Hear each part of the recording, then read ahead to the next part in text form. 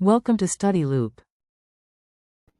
Hello everyone. So today we're trying to solve a problem where we have 7,500 gallons of this 4-methyl cyclohexylmethanol. What a mouthful.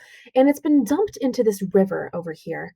And we're trying to solve for the initial molarity. And the problem has given us some pretty helpful information. We have the conversion from gallons to liters, and we have the density of the compound, which we're going to use later. But first, let's think about molarity. Molarity equals the number of moles over liters. So when we're trying to find number of moles, we're going to get that using this number of gallons right here. We'll eventually have to convert it from gallons into number of moles. And then when we're solving for liters, we're going to use all of this information given to us about the river. So let's go ahead and get started with number of moles. I've rewritten the information that they've given us in the problem up here, which we're going to use right now. So gallons, let's go ahead and start. We're going to go from 1 gallon to liters. 3.785 liters. Once we're in liters, we're going to convert to milliliters so that we can use this density formula over here. So 1 liter equals 1,000 milliliters. Okay. And then 1 milliliter equals 0.9074 grams. Perfect. Once we get to grams, we can convert to moles using the molar mass from the periodic table. When you calculate that out, it's going to be 128.24 grams. Don't worry about sig figs yet. We'll get back to that in just a second. So go ahead and write that out here. All right, so let's go ahead. All of the units cancel out. Lovely.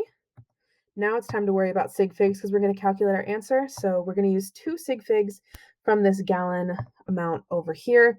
It's going to be 2.0 times 10 to the 5th moles. That's how many moles were dumped into the river. Now back to the river, let's find out how many liters are in the river total. So we have 7 feet, it's 7 feet deep, it's 100 yards across, and it's 100 yards long.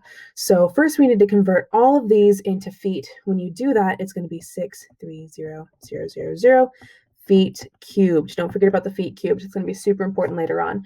We're going to get the feet to centimeters. First, we have to go feet squared to inches, or sorry, cubed, not squared. And then 1 inch cubed is 2.54 centimeters cubed. Here's why it's so important we have the cubed. 1 centimeter cubed is 1 milliliter.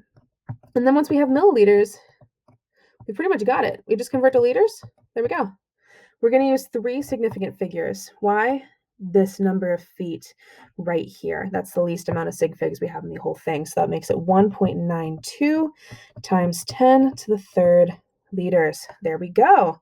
So now to solve our problem, we just take the 2.0 times 10 to the 5th moles. We divide it by 1.92 times 10 to the 3rd liters. There we go. We're going to use 2 sig figs because of the number of moles. And our answer, there we go. That is our answer for part A right there. We took the number of moles, we divided by the number of liters. That gives us molarity. That is our answer for part A. Now let's move on to part B. Part B is asking, so we found the concentration for when it was initially dumped into the river. It wants to know how far does this compound have to travel down the river before it reaches a place where it has this new concentration right here, 1.00 times 10 to the negative 4th. Well, concentration is the same thing as molarity. And now that we know that, we can use the dilution formula. M1V1 equals M2V2. An easy way to remember a dilution is to think about if you're making Kool-Aid and you dump way too much powder in it, the way to make it so it's not super strong is to add more water. That's basically what we're doing here. We're adding more volume so that the compound is more spread out. So let's go ahead and solve for this. We have both both M1 and V1 because we already found it in part A.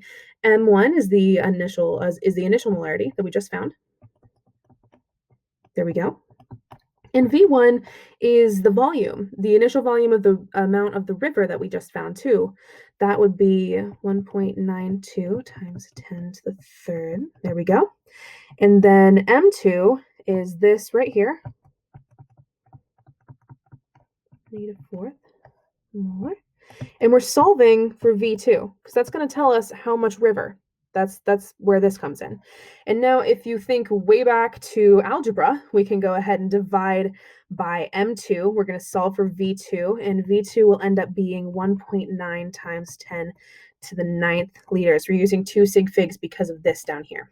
So let's go ahead. This is not our answer. This is the volume of the water that it has to travel, but it's not asking for volume of water. It's asking how far. And so we need to take this amount of liters and we need to convert it back to feet. So let's go ahead and do that real quick. So we're going to do basically the reverse of what we did in part A. We're going to go from 1 liter to 1,000 milliliters. Then once we're in milliliters, we can go back to that centimeters cubed thing. That comes way handy. Then we got 2.54 centimeters cubed is 1 inch cubed. There we go. All right. And then 12 inches cubed is 1 foot cubed. This is going to give us an answer in feet cubed. That's not necessarily what we're looking for. I'm going to continue this answer down here. So basically, when you're putting this into your calculator, you'll multiply by everything that's on both of these. So this is just a continuation of this down here. So we're going to divide by 300 feet, and then we're going to divide by 7 feet. Why are we doing this? Let's go back to our river. So, hang on, wait, let me find that. There we go. So we've got 7 feet. It's 7 feet deep, so that's where we got the 7 feet. And then it's 100 yards across, which multiply that by 3, it's 300 feet. We're trying to find this length. So we don't have this necessarily in part B. We're trying to find the new one. So when we go back, we're dividing it by the width, which was 100 yards. We've multiplied it by 3 to get 300 feet. We're dividing it by the depth, which is 7 feet. That's going to give us 3.0 times 10 to the 7th feet. So we've taken this feet squared, we've divided it once, which would bring it to feet squared. Feet cubed. We have this answer in feet cubed. Divided it once to get feet squared, divided it again to just get regular feet. That is our final answer for part B.